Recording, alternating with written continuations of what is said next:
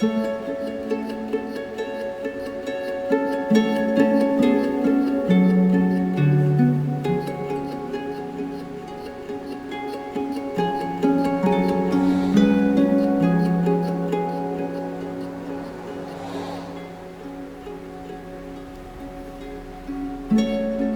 you, Trevor, for that commentary. Looking forward to the next one as well.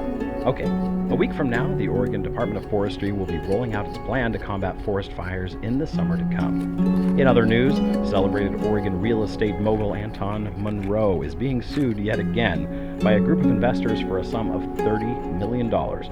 Investors claim that Monroe failed to report full earnings on the sale of an upscale residential development in downtown Portland. Monroe's team has so far declined a response to media regarding the lawsuit. Signal reacquired. And coming up later, we'll have statewide polling results from the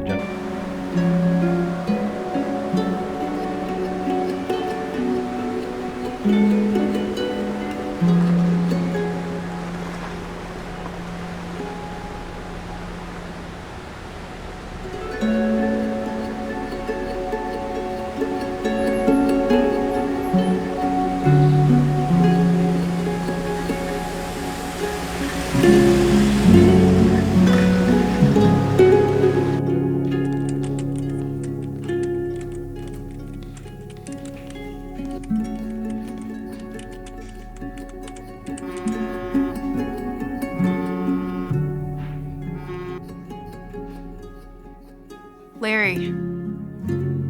Hey, boss. Sorry I missed your call there. I ran into a little bit of a dead zone. What's going on? Yeah, so Liza tells me you have an interview with Senator Herman today? Yeah, I'm on my way right now, actually. And this is about the Monroe story. Correct. Now remember, you said you were going to tread lightly with this one. What makes you think I'm not going to tread lightly? Don't act dumb, Larry. I know you're new to this paper, but I know you well enough to know you don't intend to play softball with good old boys. Well, I know it doesn't sound good, but I'm just going to need you to trust me on this one, okay? What I need you to do, since it's too late to cancel, is to go through with the interview and ask Herman all the questions he already knows the answer to. I don't want to get a call from my senior tomorrow asking why I let our writers harass public officials. All right? Copy. How the hell did you even land this thing anyway? Well, I had an old client that owed me a favor.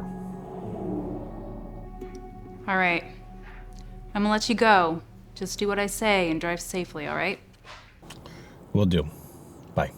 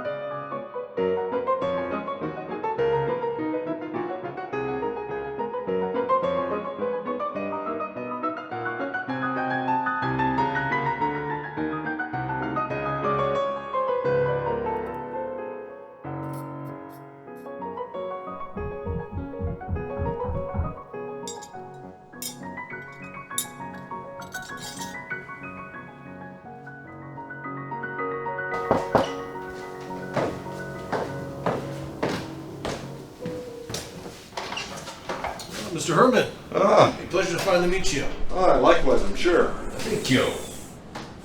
Shoes off? Yeah, please. Okay. Oh, well, how do you like to be called? Is it Mr. or... Just call me Larry. Larry. Well, I'll tell you what. As long as I call you Larry, you call me Dennis. Come on up. We'll be doing this in the living room. Okay.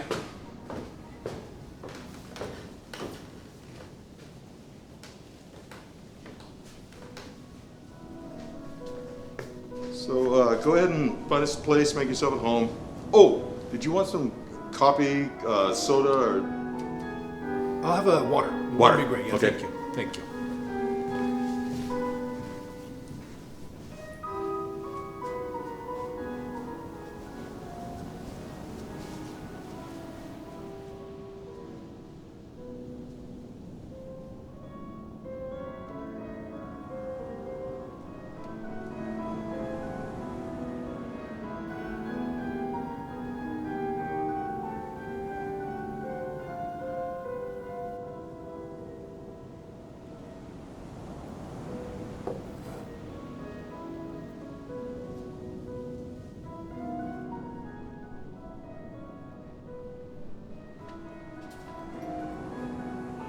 It's a very nice place you have here.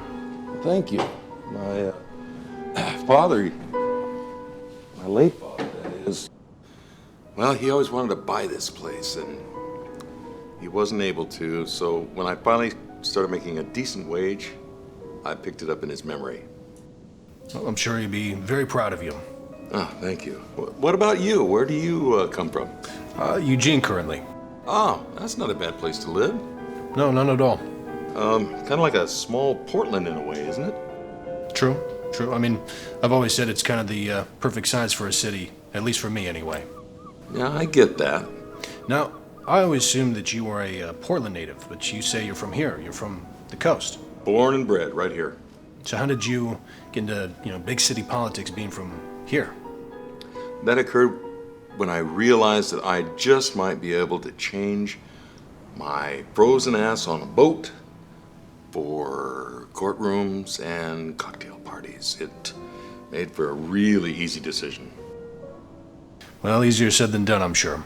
Well, it's been a long, long road, but here I am. I finally made it. Well, should we go ahead and get started? Please. Okay. Let me just get a few things in order here, and then we can get going. You don't mind if I polish while we do this? Oh, no, not at all. Okay. Dennis Herman, March 23rd, 17. So, as you know, we are doing a piece on Anton Monroe. Very fascinating man, very interesting life, and you have known him for quite some time now. So I'm kind of interested to take it back to the beginning, maybe just tell me about when and how it was that you first met. I believe it was at a fundraiser when we first met. I'd just been elected councilman, and he was one of the newcomers in town. He wanted to try to make a first impression, I think. Was there anything about that first meeting encounter that made an impression on you, stuck out to you at all? I remember him congratulating me on my win, and I'm pretty sure we just kept to inconsequential matters after that. Was there anything about him specifically that really stood out to you? I suppose he was a little rough around the edges compared to some of his contemporaries, but charismatic at the same time. There's still a fair amount of debate as to where Anton got a lot of his capital before he started in real estate. Now, was that ever something that you and your colleagues had any questions about at the time? Not at all. It was always assumed that he made his money back east, mining somewhere. A lot of business writers describe Anton as having this, Midas touch, if you will. Is that a statement that you would agree with?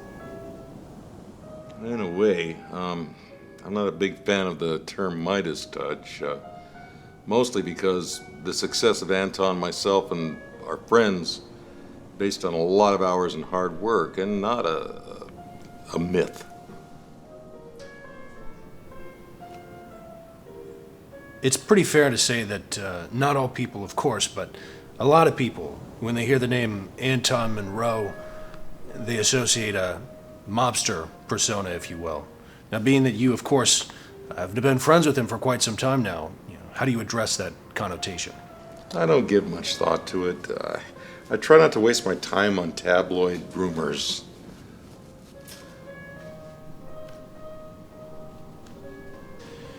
In 1998, Anton and 4 of his associates were accused of some pretty serious...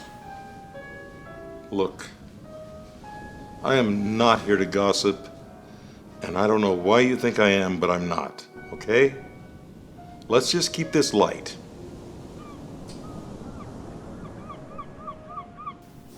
Fair enough. Before we begin, do you mind if we turn off the music real quick? Yeah, can you do the honors? Sure.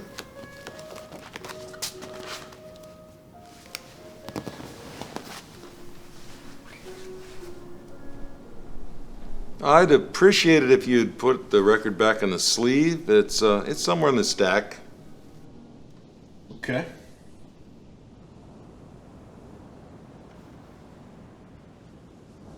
You know, Larry, I did a little digging myself after I found out about this interview, and I wasn't able to find any work that you've done. Well, technically, that's because I have a background in research. This is my debut story as a credited writer. Congratulations. Thank you. What was your field of research? Well, I said research, but technically, private investigation. I could see that. Really? Yeah, you kind of exude a little cop vibe. Well, I appreciate your honesty to the alternative. I bet you would. Well, should we continue? Please.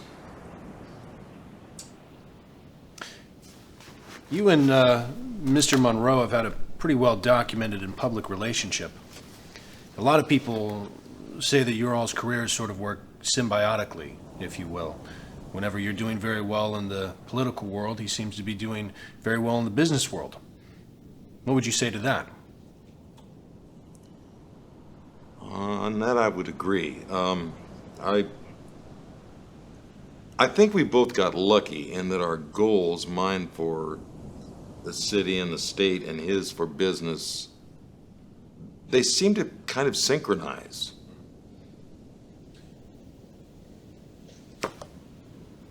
What would you say to those that would claim your all's careers aren't so coincidental as they are conspiratorial?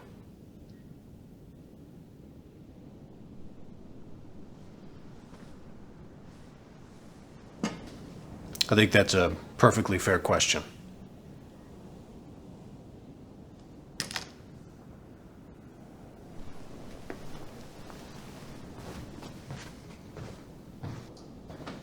Did I say something wrong, Dennis?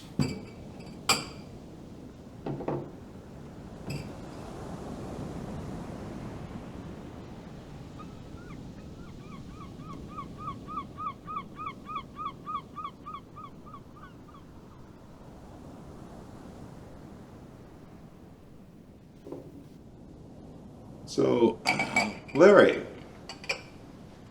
I'm curious as to who you interviewed besides myself for this piece.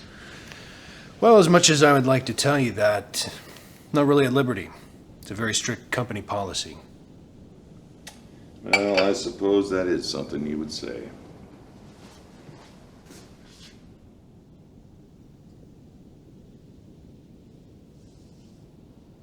You know, I don't mean to be rude, but I prefer to just stick with my water, thank you. Well, Larry, if you don't want to be rude, then don't be rude.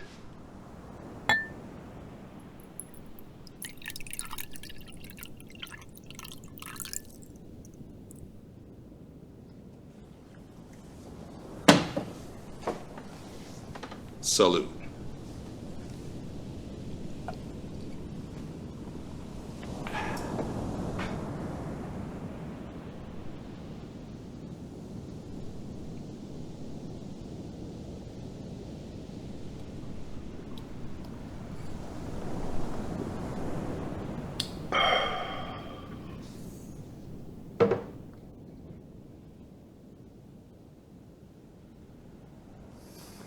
You much into art, Larry? At times. Well, that painting over there has a particular history that just might interest you. The artist's name was Albert Marchand. He was a sailor by trade, French. And whenever he came onto the beach, he liked to paint. What do you think he liked to paint? Landscapes.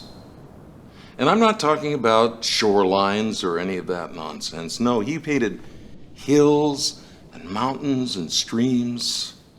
The list goes on. Anyway, legend has it that one day he decided to change things up. And he painted this. It's titled Le Dernier Voyage, The Last Voyage. Well, the next day he left the same port as usual, he and his companions. And that night, a huge storm blew up right off the Normandy coast. And Marchand, the ship, and his crewmates were never heard from again. That's a tragic story. Yes, it is. Tragic. But do you know what the moral of that story is? I couldn't tell you. It's very simple. If you want to live a long life painting pictures, don't paint the wrong picture.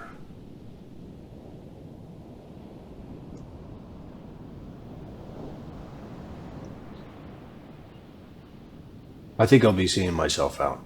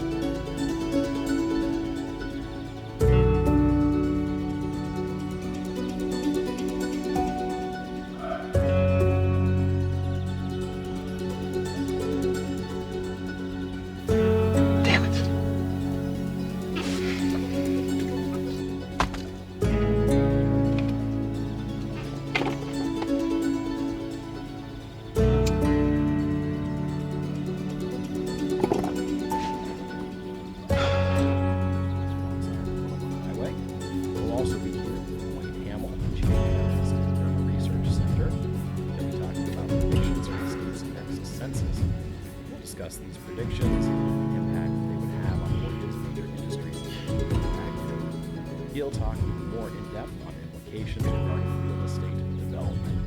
And to close out this broadcast, we'll take a look at the world of Eastern Oregon's cattle ranches. We'll hear from several prominent ranch owners about what it's like to raise livestock and get a behind-the-scenes look at some of the intricacies involved. We'll also hear from Neil Saunders, a renowned scholar of What's up, Larry? American West. He'll be taking us back in time, contrasting a lot of what we see